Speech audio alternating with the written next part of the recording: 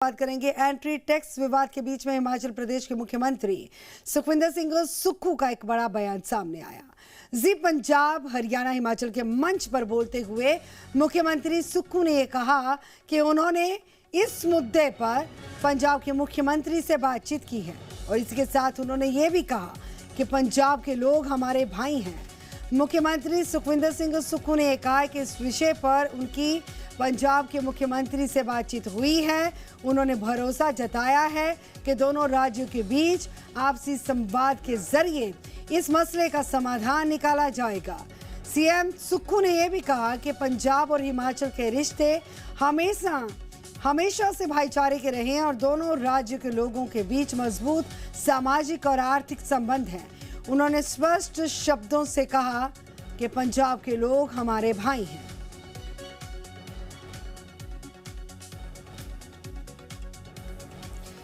एक बार फिर से बता दें कि आपको याद होगा एंट्री टैक्स को लेकर पिछले काफ़ी लंबे अरसे से जो विवाद चला था और मामला बहुत ज़्यादा बिगड़ा था। उसके बाद खालसा टैक्स की बातें भी सामने आई थी और ऐसी स्थिति में जो लोग थे वो बड़ी परेशानियों का सामना करने के लिए मजबूर हो चुके थे। जो सैलानी थे, जो पहाड़ों का रुख करते हैं, उनको रास्ते में एंट्री टैक्स देना पड़ता भारी भरकम, जिस वजह से उन्होंने इस एंट्री टैक्स को रोकने की मांग की थी। अब सीएम सुक्खू ने यह कहा कि इस मसले को जल्द ही हल कर लिया जाएगा। सर, हिमाचल की गाड़ियां वगैरह जो निकल रही हैं, पंजाब में खालसा टैक्स लिया जा रहा है और जहां तक मुझे पता है शायद आपने पंजाब के सीएम साहब से बात भी की थी उस बारे में। देखिए, मेरी माननीय मुख्यमंत्री जी से बात हुई, कोई खालसा टैक्स नहीं है। जो ये एंट्री टैक्स है ना, ये एनवायरमेंट टैक्स है, पहले से लगता आ रहा है। ये कोई 3 साल से नहीं लग रहा, ये पिछले 25 साल से लग रहा है। उसमें थोड़ा सा रेट को एनएचआई पंजाब में हिमाचल की गाड़ियों से लिया जा रहा है, वो उनकी मर्जी है। पंजाब के लोग हमारे भाई है, ये उनसे पता करना चाहिए कि 25 साल से लगा आ रहा है। इस टैक्स को थोड़ा रैशनलाइजेशन किया जिसके कारण थोड़ी कीमत बढ़ी है, उसको भी हम ठीक करेंगे। पंजाब से हमारी कोई वो नहीं है, पंजाब के लोग हमारे भाई है, हम ठीक करने की कोशिश करेंगे। टूरिस्ट हमारे बरसात में भी आए, सिटीज़ में आए, नदी किनारे मत जाए। जो नदी किनारे जाते हैं, स्टंट दिखाते हैं, उनके साथ गलत होता है, बाकी जगह ठीक है। सर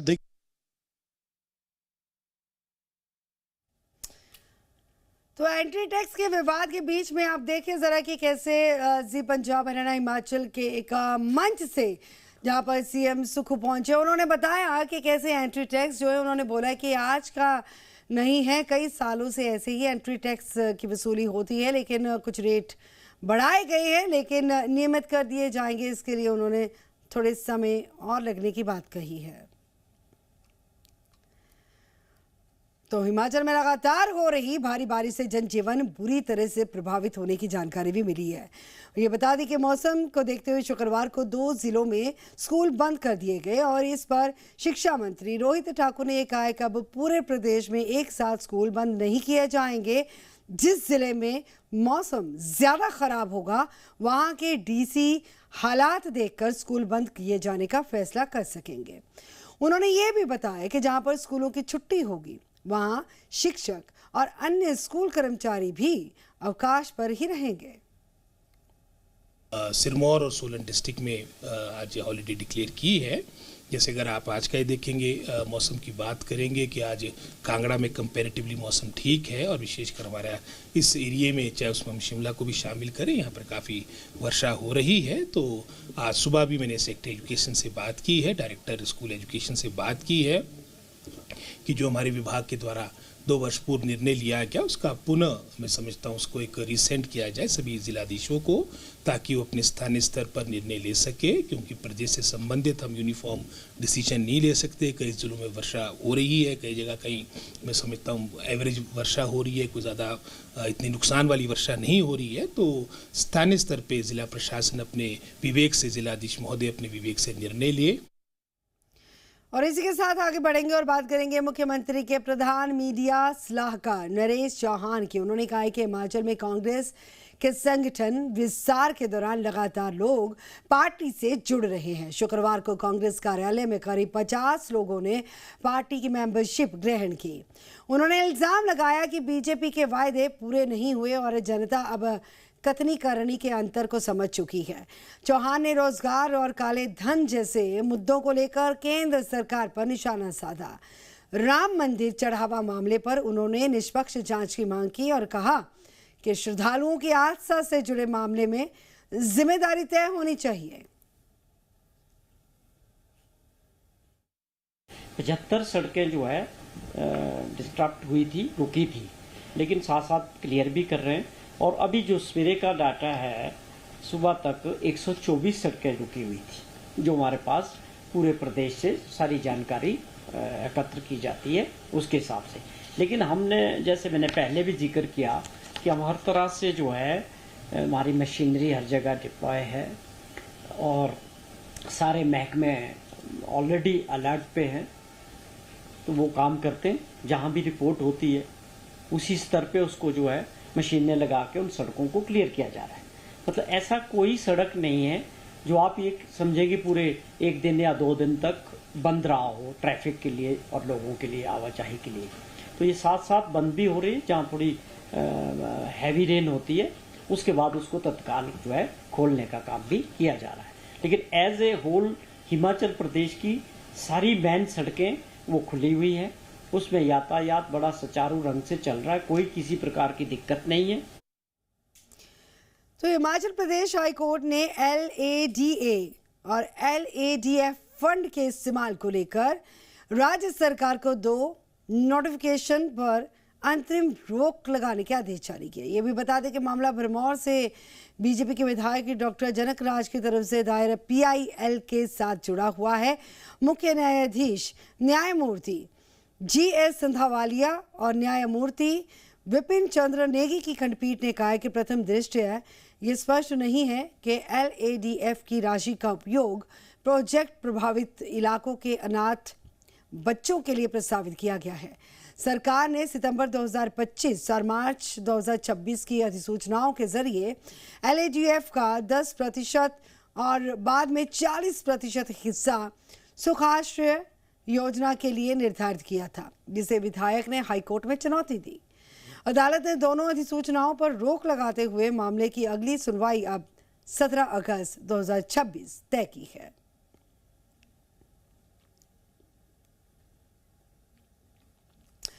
मुख्यमंत्री सुखविंदर सिंह सुक्खू ने स्वास्थ्य विभाग को निर्देश जारी किए हैं कि इस साल के अंत तक प्रदेश के सभी मेडिकल कॉलेजेस में आधुनिक चिकित्सा उपकरण उपलब्ध कराए जाएं। उन्होंने कहा कि सरकार स्वास्थ्य सेवाओं को लेकर बेहतर बनाने के लिए लगातार काम कर रही है और स्टाफ की कमी को दूर किए जाने के लिए हजारों पदों पर भर्ती भी की जा चुकी है और एम्स नई दिल्ली की तर्ज पर अस्पतालों में अत्याधुनिक सुविधाएं विकसित की जा रही हैं ताकि लोगों को बेहतर इलाज प्रदेश में ही मिल सके।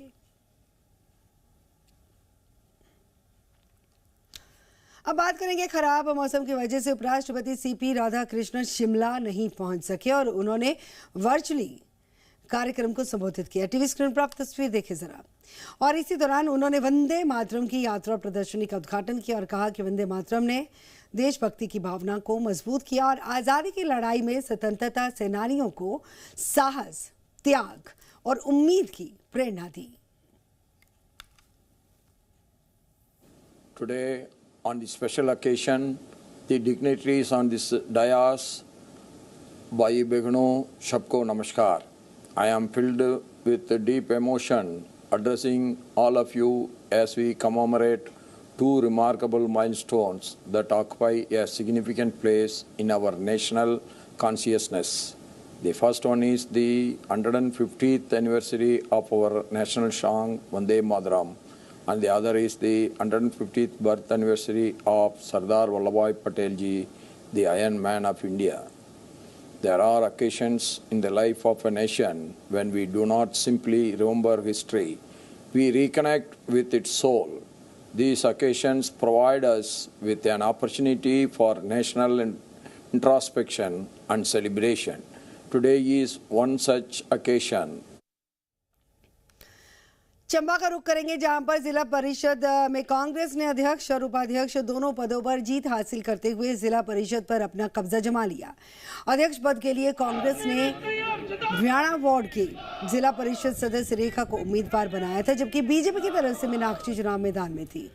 मतदान में रेखा को 10 और मीनाक्षी को 8 वोट मिले और जिससे रेखा ने 2 वोटों के अंतर से अध्यक्ष पद पर जीत हासिल की। और वहीं पर उपाध्यक्ष पद के लिए कांग्रेस ने सरोल वार्ड से जिला परिषद सदस्य लियाकत अली और बीजेपी ने गहरा वार्ड से सदस्य सुनील को उम्मीदवार बनाया था। और इसी मुकाबले में भी कांग्रेस को बढ़त मिली है। लियाकत अली को 10 और सुनील को 8 वोट मिले और इस तरह से लियाकत अली ने 2 वोटों के अंतर से जीत हासिल की। अध्यक्ष और उपाध्यक्ष दोनों पदों पर जीत के साथ कांग्रेस ने चंबा जिला परिषद में अपना वर्चस्व स्थापित कर लिया है। मैं तहे दिल से मेरे जिला परिषद के मेरे 10 के 10 दस्ते हैं जिन्होंने मेरा साथ अंत तक दिया और मेरी ब्याना वार्ड की जनता जिन्होंने मुझे इस मुकाम पर पहुंचाया, उसका मैं बहुत बहुत धन्यवाद करती हूं सर दिल से। सदस्यगण थे, उन्होंने मेरे पर विश्वास जताया, इनका मैं तहे दिल से आभार व्यक्त करता हूं। इनको विश्वास दिलाता हूं कि कड़ी के तौर पर मैं जिला परिषद के अंदर एक अच्छे तरीके से तालमेल बनाकर हम एक दूसरे के तालमेल से एक अच्छी जिला परिषद चलाएंगे। कि आज जिला परिषद के चुनाव थे और उस चुनाव में कांग्रेस के दोनों प्रत्याशी चेयरमैन पद के लिए और वाइस चेयरमैन पद के लिए दोनों जो है निर्वाचित हुए हैं। उन दोनों हमारे चेयरमैन पद के ऊपर श्रीमती रेखा जी को और वाइस चेयरमैन के पद पर श्री लियाकत अली जी को बहुत बहुत शुभकामनाएं और बधाई। मानसून की पहली बारिश में ही पांवटा साहिब शहर और आसपास की कई सड़क उखड़ गई और कई सड़कों, गलियों और कॉलोनीज में जल भराव की स्थिति पैदा हुई। यमुना नदी के जल स्तर की बात की जाए तो लगातार बढ़ते हुए नजर आया है और बारिश के ऑरेंज अलर्ट के चलते प्रशासन ने 10 जुलाई को स्कूल और आंगनवाड़ी केंद्र बंद रखने के नोटिस जारी कर दिए। ये यमुना तट पे, यमुना के किनारे जैसे कि आप देख सकते हैं कि जो हमारे सभी गोताखोर हैं, डिजास्टर रेस्क्यू टीम है, वो सभी तैनात हैं। तो यहाँ पर ये इंश्योर कर रहे हैं कि जो नदी का स्तर बढ़ रहा है, एक तो उसको भी मॉनिटर कर रहे हैं, साथ ही मॉनिटर कर रहे हैं कि कोई भी जो है वो नदी के आसपास ना जाने पाए। बाकी तैयारियां हमारी पूरी हैं। जो हमारी रेस्क्यू टीम ने कुछ हमारे रिसोर्सेज हैं वो हमने उपलब्ध करा दिए हैं, कुछ रिसोर्सेज हैं जो हम इनको कल तक मुहैया करा देंगे। तो एंड वी विल इंश्योर कि जो हमारी डिजास्टर मिटिगेशन की जो भी तैयारियां हैं वो पूर्ण रहें। अब बात करेंगे सिरमौर जिले में पिछले 36 घंटों से जारी लगातार बारिश के चलते जनजीवन बुरी तरह से प्रभावित हुआ। नाहन के वार्ड नंबर 7 में डंगा ढहने की वजह से 5 मकान खतरे की जद में आए, जिसके बाद प्रशासन ने करीब 30 लोगों को रेस्क्यू किया। मौके पर उपायुक्त प्रियंका वर्मा, विधायक अजय सोलंकी और एसडीएम नाहन के समेत प्रशासनिक अधिकारी पहुंचे और विधायक ने यह बताया कि बारिश से कई जगह भूस्खलन और घरों में पानी घुसने की घटनाएं सामने आई हैं। उन्होंने लोगों से अपील की है कि जरूरी नहीं होने पर यात्रा से बचें। जिले में बारिश की वजह से 50 से अधिक सड़कें ब्लॉक हो चुकी हैं, नदी नाले उफान पर हैं। लगभग 36 घंटे से बारिश हो रही है और जगह जगह स्लाइडिंग के खबरें भी आ रही है, कहीं पानी घुस रहा है, कहीं सड़कें बंद हो रही है। तो आज ये नाहन वार्ड नंबर 7 में भी जो ये डॉक्टर पंत वाली गली है महिलात के साथ, इसमें सारा स्लाइड हुआ है और काफ़ी मलबा जो लोगों के घरों के साथ, और ये पूरी गली जो है ब्लॉक हो गई है। और दो घर ऐसे हैं जिनका आने जाने का रास्ता और घर के अंदर ही वो बंद हो गए हैं। तो अभी उनको वहाँ से रेस्क्यू किया जा रहा है, उनको सेफ जगह पहुँचाया जाएगा। और अभी भी यहाँ पर साइड पर आए हैं ताकि इसका पानी भी चैनलाइज हो, सारा पानी की मार उस तरफ ना हो। बारिश से बंद होने के बाद जो है उसको गली को खोलने का कार्य किया। तब तक जो है हम यहाँ पर मौके पे कॉन्ट्रैक्टर को बुलाया, डीसी मैडम, एसडीएम साहब भी यहाँ पर है और सभी होमगार्ड के लोग वहाँ पर रेस्क्यू कर रहे हैं। सोलन का रुख करेंगे जहां पर राष्ट्रीय राजमार्ग 5 पर कंडा घाट और बाकना घाट के बीच में पहाड़ी से अचानक से पत्थर गिरे। यातायात कुछ समय के लिए प्रभावित रहा। सड़क पर बड़े पत्थर आने से वाहन चालकों को बड़ी परेशानियों का सामना करना पड़ा। सूचना मिली, विभागीय टीमें मौके पर पहुंची और पत्थर हटाने का कार्य शुरू किया गया। बारिश के मौसम को देखते हुए प्रशासन ने लोगों से पहाड़ी मार्गों पर सावधानी से सफर करने की अपील की है।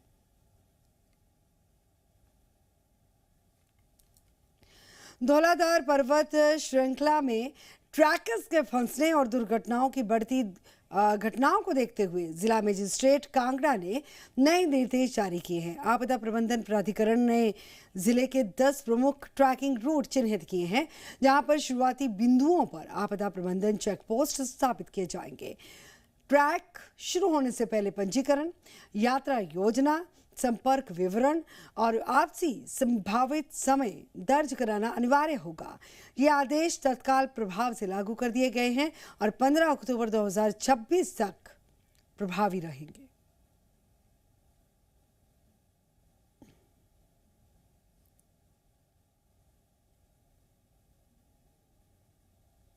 मानसून सीजन में हमारे ट्रैकर्स कई बार धुंध की वजह से इधर उधर रास्ता भटक जाते हैं और बाद में उनको रेस्क्यू करना पड़ता है। तो उसको प्रीएम्प्ट करने के लिए हमने पिछले साल भी हमने एक एक्सपेरिमेंट किया था कि हमने ट्रैकिंग रूट्स पर हमारे डिजास्टर मैनेजमेंट चेक पोस्ट हमने इस्टेब्लिश की थी। उसी को हम कंटिन्यू करना चाह रहे हैं। उसी क्रम में हमने ये आदेश जारी किए हैं। हमारे 10 मेजर ट्रैकिंग रूट्स पे हम हमारी चेक पोस्ट एस्टेब्लिश करेंगे, जो कि ट्रैकर्स का रजिस्ट्रेशन करेगी और ट्रैक रखेगी कि वो वापस लौटे हैं नहीं लौटे हैं। और ये जो आदेश हमारे सितंबर तक रहेंगे और अगर उसके बाद भी इसको एक्सटेंड करने की जरूरत पड़ेगी तो हम एक्सटेंड करेंगे। नेचुरली जो वायलेशन अगर कोई करता है तो उससे उसकी खुद की लाइफ को भी रिस्क होगा और सिस्टम पे भी अनड्यू प्रेशर आएगा। तो हम जो डीएम एक्ट की प्रोविजन है उनके खिलाफ अगेंस्ट कार्रवाई भी कर सकते हैं। सिरमौर के राजगढ़ उपमंडल के मडेड़ा गांव और आसपास के क्षेत्रों में मक्की की तैयार की गई फसल पर अज्ञात कीट के प्रकोप से किसान परेशान हैं। किसानों के अनुसार ये कीट पौधों के तने के अंदर जाके पौधों को खोखला कर देता है और जिससे कुछ दिनों में पौधे सूखने लगते हैं और फसल प्रभावित हो रही है। मक्की की गुड़ाई के दौरान बड़ी संख्या में संक्रमित पौधे मिलने के बाद किसानों को उन्हें खेतों से हटाना पड़ा। ग्रामीणों ने कृषि विभाग से जल्द ही जांच और समाधान की मांग की है। यहाँ पे 99% मक्खियों में बीमारी ही है और ये पहली हमारे जिंदगी में पहली दफा सी बीमारी है। इसमें कौन सा कीड़ा है, पूरी मक्खी खत्म होगी। अगर हम इस पौधे को पशुओं को खिलाते हैं तो पशुओं के लिए भी जान का खतरा है। और जो ये बीमारी है, इस बीमारी में जो कीड़ा है इसका कोई पता नहीं लग रहा कि कौन सा कीड़ा है कि क्या है। अगर इसकी कोई बीमारी की रोकथाम हो तो विभाग इसके बारे में विचार जरूर। इससे पहले पिछली साल भी जो है लगभग उतनी तो नहीं थी, पर काफ़ी हद तक पिछले साल भी थी ये बीमारी। पिछले साल से शुरू हुई है ये, पर इस बार तो हर मक्की में ये जो है सुंडी तैयार है। ये हर मक्की में तो नहीं है कि किसी एक को छोड़ के कहीं मतलब एक हिस्से में, पूरे खेत में फैली हुई है सुंडी इस टाइम। तो अभी भी अगर ये कंट्रोल होती है, कोई सरकार इसके लिए कोई सोल्यूशन निकालती है तो अभी भी ये कंट्रोल हो सकती है। पर अगर मक्की बड़ी आ जाए फिर बड़ी कैसे होनी, जब ये तैयार ही नहीं होनी मक्की। तो हिमाचल में 15 जुलाई तक मौसम खराब रहने की संभावना और हिमाचल प्रदेश के कई हिस्सों में लगातार बारिश का दौर लगातार जारी है। आम जनजीवन साफ हम देख सकते हैं कि पूरे तरह से प्रभावित है। टीवी स्क्रीन पर तस्वीरें देखे जरिए कि कैसे छाते लेकर लोग निकले हैं। कई इलाकों में जलभराव है, लैंडस्लाइड की घटनाएं सामने आई हैं, सड़कों के प्रभावित होने की खबरें हैं। शिमला से आप ग्राउंड जीरो की रिपोर्ट देखिए। हिमाचल प्रदेश में लगातार हो रही बारिश ने आम जनजीवन को बुरी तरह प्रभावित किया है। बात अगर शिमला की करें तो यहाँ भी भारी बारिश का ऑरेंज अलर्ट है और आप देखेंगे ऑरेंज अलर्ट के बीच लगातार बारिश का क्रम जारी है। बीती रात से यहाँ बारिश हो रही है। आम जनजीवन पर इसका सीधा असर है। जो रफ्तार है पूरे शहर की वो धीमी पड़ गई है।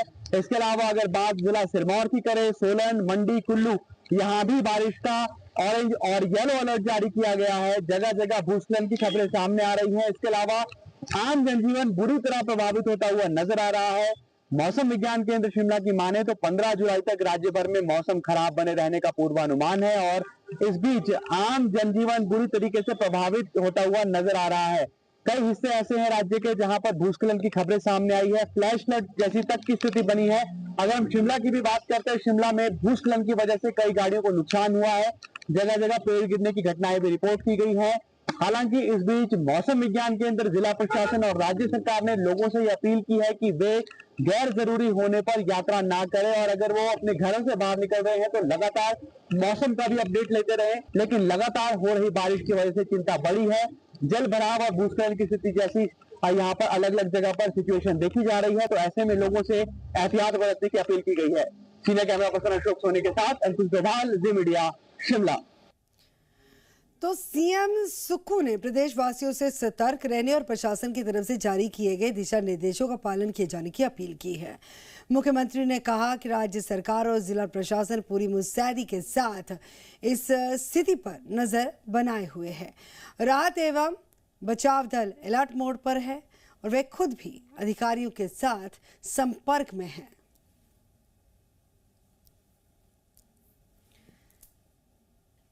फिलहाल हिमाचल में जिस कदर हालात बने हुए हैं, यहाँ तक आप सोच लीजिए कि जहाँ पे मौसम ज़्यादा ख़राब है, जहाँ ज़्यादा बारिश हो रही है, वहाँ पर प्रशासन का स्तर में स्कूलों को, आंगनवाड़ी केंद्रों को बंद रखे जाने के फैसले भी किए गए हैं और इसी के साथ कुछ एडवाइजरी भी जारी की गई है। ट्रैकिंग का शौक रखने वाले लोगों के लिए भी खास एहतियात बरते जाने के आदेश है।